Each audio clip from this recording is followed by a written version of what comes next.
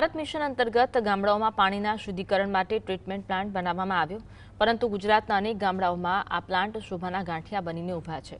યોજનાના કર્મચારીઓએ લાખો રૂપિયાની કટકી કરી નાખી હોય તેમ મસમોટા ખર્ચ બાદ પણ ગામ લોકોને તેનો કોઈ લાભ મળી શક્યો નથી।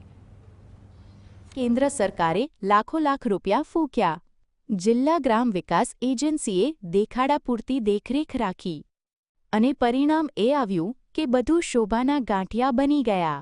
મહુધા તાલુકાના ગામડાઓમાં સ્વચ્છ ભારત મિશન અંતર્ગત જિલ્લા ગ્રામ વિકાસ એજન્સી દ્વારા ટ્રીટમેન્ટ પ્લાન્ટ બનાવવામાં આવ્યા। ગટરના ગ્રે વોટરની ટ્રીટમેન્ટ કરી ખેતીલાયક બનાવી શકાય તેવા હેતુથી આ પ્લાન્ટ બનાવાયો। કોઈ જાતનો ચાલુ નહીં, રૂપિયા કમાવાના ધંધા છે ને જે અમારો તાલુકો મહુધા તાલુકો છે, આખા ખેડા જિલ્લામાં ભ્રષ્ટાચારમાં ભ્રષ્ટાચાર તાલુકો છે। કેટલા અરજીઓ કરે છે પણ કોઈ જાતની કોઈ કાર્યવાહી થતી નહીં।